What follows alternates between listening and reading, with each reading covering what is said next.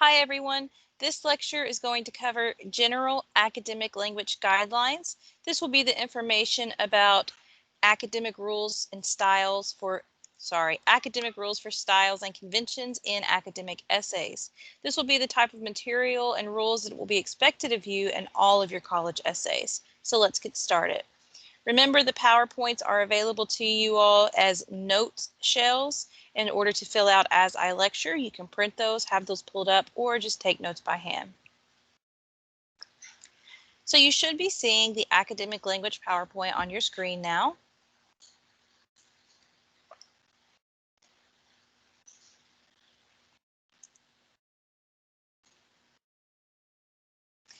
So in this lesson, we're going to identify and avoid assumptions that we tend to do in speech and in general writing that we want to avoid in academic writing. We're also going to talk about different word choices and word choice categories and kind of discuss how to use those appropriately. We will also be talking about some grammar, including active and passive voice, and discussing the formality rules for all academic essays. The first thing you need to be aware of when it comes to academic style and language is building a common ground with your audience. You want to avoid using words or phrases that will elicit certain stereotypes or show certain prejudices. There are 8 of them that we talk about. Some of them are more common than others, specifically the last 2 that you see listed there. But you still want to be careful with your word choice as far as when you're talking to your audience in your papers so that you don't create a stereotype or you don't commit a prejudice or a discrimination. A lot of students find it easier to refer to these as being politically correct. So if that helps you to think of it in those terms, that's fine. The first one listed up there is gender. You don't want to assume gender unless you know for sure what gender that person is. This is most common when students refer to authors that have a non-gender specific first name. They're not sure to say he or she, so avoid doing so. For race and ethnicity, use the correct ethnic groups. Again, don't make assumptions based on appearances. Also, don't make assumptions based on names. That is another problem that I have encountered when students read articles. They read the name and then based on the name, they make an assumption about what ethnic category or ethnic group that author belongs to, and you might not be correct. For age, use specific numerical age if needed or refer to people in terms of older or younger. Keep in mind that what a 20-year-old considers as old won't be the same thing as somebody who's 50 or for a 5-year-old. So use terms older and younger or the specific age when it's relevant. For class discussion, you want to make sure that you're actually following the appropriate guidelines for class. There are specific guidelines in place that categorizes people based on income and education level. Don't make assumptions based on appearances or practices. Also, avoid colloquial language or slang in terms of discussing class. You don't want to say dirt poor or filthy rich, things like that.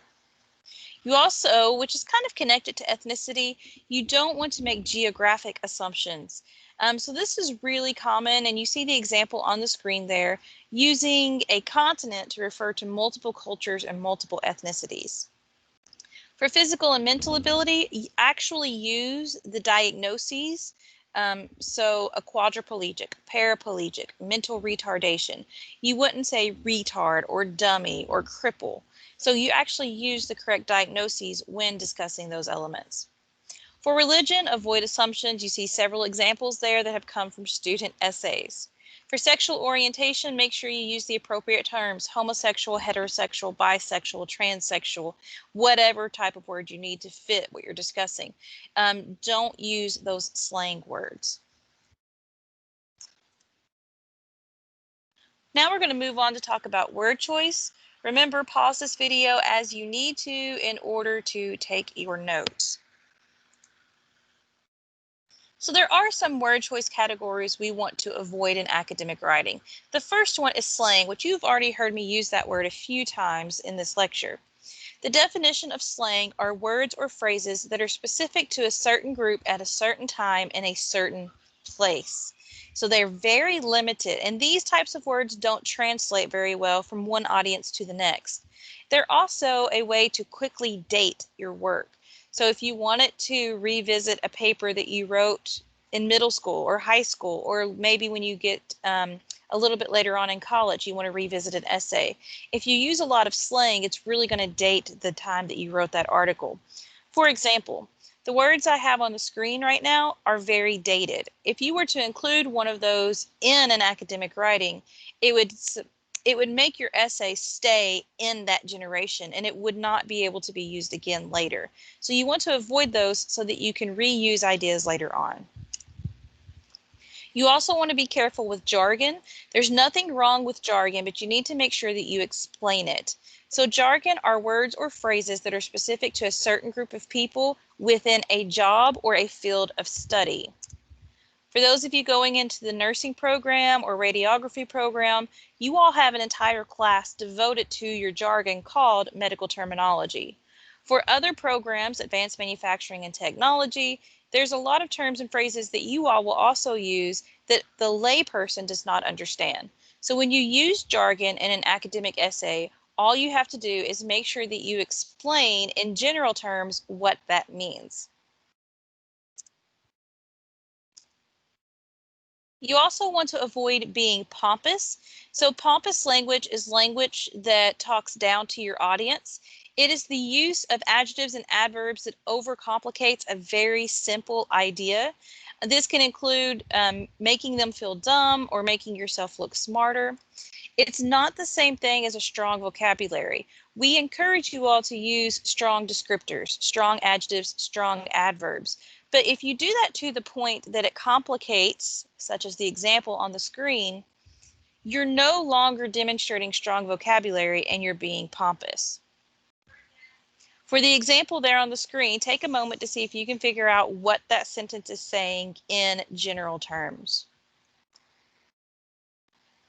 Pause the video if needed.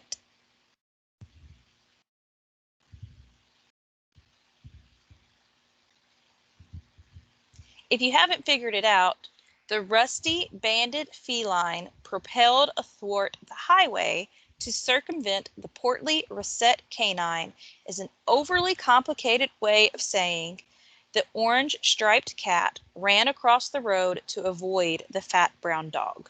That's an example of a simple idea being overly complicated. To have used a few of those words would have been good vocabulary. To overdo it is to be pompous. You also want to avoid cliches. There's nothing inherently wrong with a cliche, but it's boring. Cliches are those words or phrases that have been used to the point that they no longer have meaning. They've really lost their impact.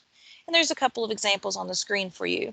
So what we challenge you to do at this level is to use better descriptors. Come up with your own phrases or expressions to convey those ideas. This slide contains some general information about word choice. When you choose words, you do want to be careful when you think about the denotation versus the connotation. So the denotation of a word is always the dictionary definition. I usually encourage students to study this in terms of starting with the same letter, dictionary, denotation. So denotation is the dictionary definition of a word. Connotation is the implied meaning of a word given the context or the environment that you are in. A really easy example of this is the word gay. In our culture and society, we tend to toss that word around quite frequently. We can use it to mean homosexual, but in truth, the denotation of that word up until very recently was happy. We can also use that to mean stupid or to mean dumb. So you'll hear people say things like, that's gay, when given a suggestion. That is connotation.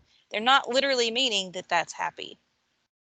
In your writing, you do want to give specific examples. We'll be talking later in the semester about how to do that using sources, but you also want to always dress up your essays through the use of abstract or figurative language. This is where your adjectives and your adverbs come into play, the descriptor words. So instead of just saying the door, you could say the crimson door or the solid door, really giving a description there so that your audience can see what you're talking about. On the right-hand column, you have homonyms listed. Those are simply words that sound alike or are spelled similarly but have different meanings. And that's not a comprehensive list. There are several of them. You'll have some work in MindTap at some point dealing with homonyms. Just be aware that there are words like that, and Microsoft Word does not do a good job of catching those. Next, we're going to talk about some stylistic conventions. So this is the part where we get into a little bit of grammar and all of you all start to groan and roll your eyes. The first bit of information up there is about subject, verb, and object. Before I can talk to you about active and passive voice, you need to understand what your subjects, verbs, and objects are. Now I'm going to simplify this to the best of my ability. Some of you may know more than what I am going to cover. You may know more about the different types of verbs and the different types of objects and the objects of the preposition. And if you do, that's great. That's fantastic. For our purposes, I'm not going to go that deep. So you see up there that your subject is usually a noun or pronoun or a group of nouns and pronouns. Another way to think of it is your subject is the actor of the sentence. That literally means your subject is doing the action. Your verb is the action of the sentence, and there are different types of verbs, but just think action.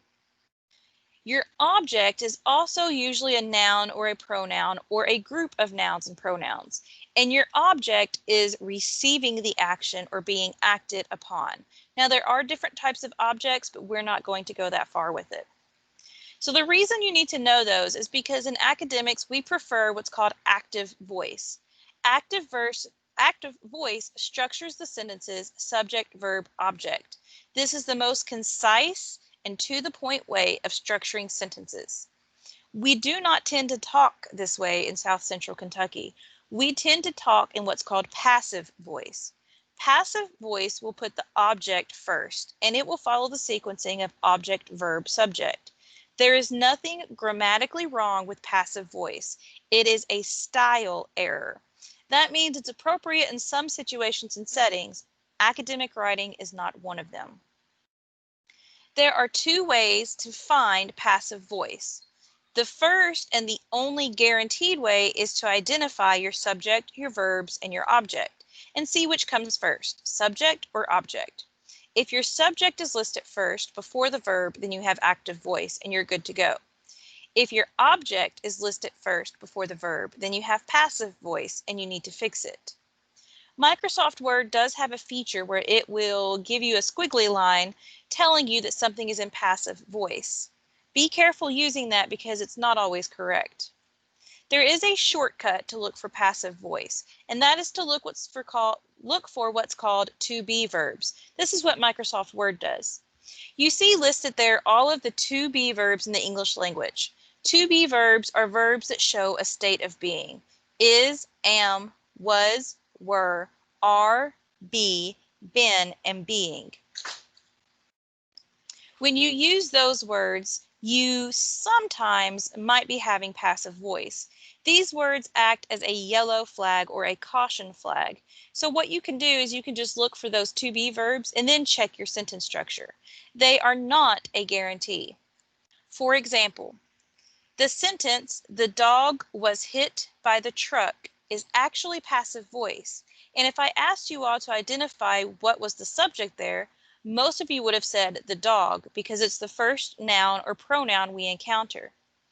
This is only true if the sentence is in active voice. So you may remember learning that in grammar school, 6th grade, middle school, that the first noun or pronoun is the subject. That is true when it's active. However, in the sentence, "The dog was hit by the truck," our dog is not the subject because it is not doing the action. The action is the verb hit or was hit. The dog is actually the object of the sentence receiving the action. So that makes our truck our subject because it is the one doing the action. So to fix the passive sentence, "The dog was hit by the truck," you would simply switch it. The truck hit the dog. And now we have active voice. There was a to be verb in that sentence, which was the word was, so that would have given you a caution flag anyways if you had looked for that. However, the sentence "it is raining" is actually an active voice. but it does contain a to be verb. Microsoft Word would tell you that it's passive because it has one of those signal phrases in the word is. Do not approach this as you must get rid of all of the to be verbs. That is not possible, and it's not going to happen, and it's not correct. Instead, look for those words, and when you see the to be verbs, check for your subjects and your objects. You also want to pay attention to your sentence length. This was actually already discussed as part of the writing process lecture in the revision stage and the editing stage to check for the length of your sentences.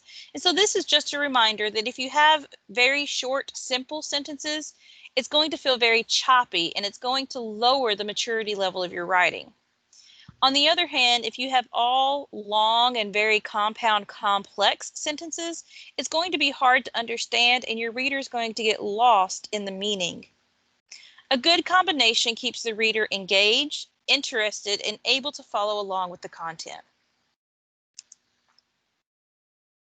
This is the part of the lecture where students start to get a little antsy. We have a certain formality in academic writing that eliminates the first person and sometimes second person. There are certain words you want to avoid, and that's not a comprehensive list, so I will give you that list verbally. You want to avoid using the pronouns I, we, you, us, our, me, mine, my. So take a moment to jot those down. My reasoning for this is listed on the screen, and this is actually the academic guidelines. When you use those types of words, it invites a casual relationship that does not exist between you and the reader. It's like walking up to a stranger and putting your arms around them. It's a little uncomfortable, especially in a COVID-19 environment. The use of the first person, I, me, and mine, or my, is actually redundant. You don't have to say, I think, in these essays. We know that that's what you think because it's your writing. Using words like I think or I believe or I feel is actually a lower level writing style. It's something that may have been appropriate in middle school or high school, but at the college level is no longer appropriate. Again, these are not grammar errors, they are formality. So while these words may be appropriate in personal writings and may be appropriate in journaling or in emails, they're not appropriate in an academic essay. You also want to avoid contractions. So contractions is not on the screen, but contractions are actually a type of slang. Contractions are two words put together, can't for cannot, isn't for is not. These words don't translate well outside of the English language. To fix that, you simply put cannot in place of can't. They can also create grammatical errors, which I will talk about a little bit later, should any of you all commit that error in your papers. For the personal pronouns, to fix those, instead of saying I think, simply remove the I think statement and jump right in with an assertive statement. Part of this is about being an assertive writer as opposed to being a passive writer. To avoid things like we and you, replace those with the proper noun. So instead of saying we should have melon voting in November, replace the we with people or the United States or citizens. Any of those give a better and more direct signal to your audience of who you are talking about. That brings us to the review slide. As always, see if you can recall this information without looking at your notes. And after you have answered them, double check your answers compared to the PowerPoint or to the lecture.